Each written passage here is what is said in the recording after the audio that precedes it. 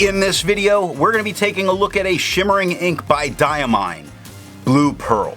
Now, as always, there's timestamps down below so you can skip around, but if you've got the time, it really does help me if you check out the entire video.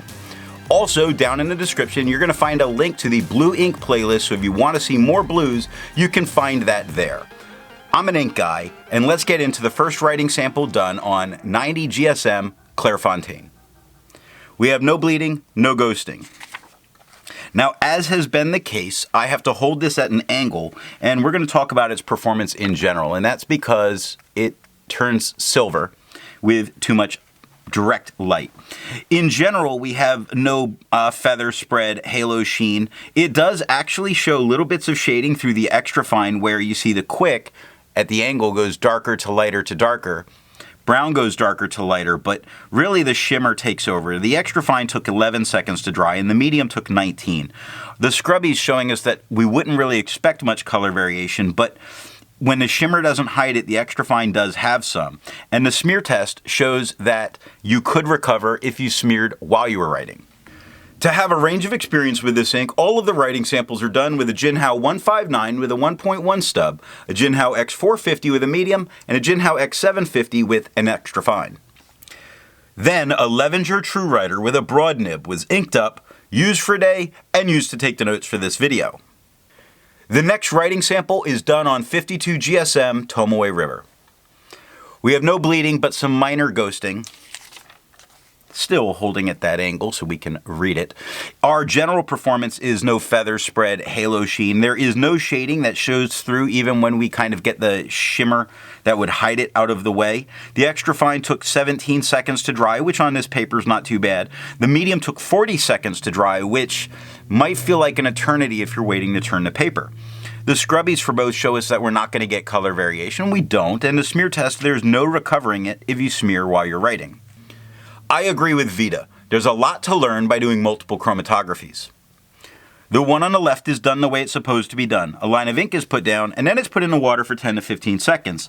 Now you can see where that line was put down by where the shimmer is left, all in that line. We do see this purple tone that's pushing its way up, and at the top we see the blue, which is very interesting that there seems to be much more a dark purple than we do see a dark blue at the top. So it's dark purple with dark blue. It's just interesting that it really looks blue. The one on the right is let dry for 10 minutes. Now the thing that I see here is I'm not able to spot the blue. There's not really much of a difference. The ink itself is moving slower. It is leaving some on the, or bonding a little bit with the filter paper as it moves up, but I don't expect any kind of resistance from this ink. The next writing sample is done on 80 GSM Rhodia dot pad. No bleeding, no ghosting. Still looking at that general performance because it's just hard to read straight on. We in general have no feather spread, halo sheen, really no shading comes through. I mean, the extra fine has a couple spots that show darker, like the B in brown or the X in fox. The extra fine took 13 seconds to dry, while the medium took 22. The scrubby for both do show that if it wasn't for the shimmer, you might get some color variation in the extra fine and the medium. I think it's the shimmer that kills that. The smear test you could recover if you smear while you're writing. Resistance tests are done to see how this ink can be expected to perform on the page, and more importantly, how hard it may be to clean from your pen. This smear is allowed to dry for 3 days before testing it. Looking at the highlighter, I would not use this in a note-taking situation because there is a lot of blurriness that occurs on the lowercase h, and it makes the highlighter itself look kind of muddy behind it. That's just me, but I can read everything that's there. As we look at this whole thing, we can see just how much shimmer is there and how difficult it can be to photograph, which is one of the reasons I have to hold it the way I do when I talk about the writing. Water's lifting most of this, but it's still leaving quite a bit of that blue in place. Pen flush is doing everything that water does and nothing more, but it only took water to get it out of the pen, which is always good news. 1/3 bleach solution completely obliterates it, but you're not going to need it to get it out of this pen.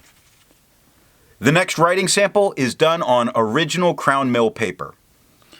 Now, we do have some bleed spots, heavy bleed into the paper, but not through the paper. I was really very surprised by this as I went through. I don't know that this would stop people from using the back of the page, because each one of those is really tiny. It's just nice to know that it does it. It did not come all the way through and touch the page underneath. Here I can lay it down because being a more absorbent paper and a laid paper really allows the shimmer to not take over. The 1.1 has no feather spread, halo sheen, no shade. The extra fine is a tad bit lighter than the stub with no feather spread, halo sheen, a couple shade spots, as in the is much darker than over or brown near it. The K in quick is much darker than the word. 11 seconds to dry. Medium is the same tone as the stub with no feather spread, halo sheen, no shade, and 16 seconds to dry. The scrubby showing no color variation, and we got a couple spots in the extra fine, and the smear test you could recover if you smeared while you were writing. For the inks tested, the average viscosity was 2.5, and the realm of normal was 2.1 to 2.9. Diamine's Pearl Blue has a viscosity of 1.7, making it a bit wetter than normal, and it needs to be to handle those shimmer bits. If you're interested in how the viscosity and all that's done, there's a link to that video down in the description. Now, let's take a look at White Lines paper. There's a ton of bleed spots, but not bleed through, just deep into the page. This type of deep into the page, even on the extra fine and the medium, for me would stop me using the back of the page. Now the stub at the top, there's no chance of using the back of the page there, but none of it touches the page underneath. The 1.1 has no feather, it does have some feathering. If you look at the Diamine, the E has a little bit and the D has some, but no other feathering. So it's actually doing very well, especially considering the amount of bleed. No spread, halo, sheen, and no shade. More absorbent, we're not really seeing the shimmer. The extra fine is the same tone as the stub with no feather spread, halo sheen, no shade, 8 seconds to dry. Medium is the same tone as the stub with no feather spread, halo sheen, no shade, and 11 seconds to dry.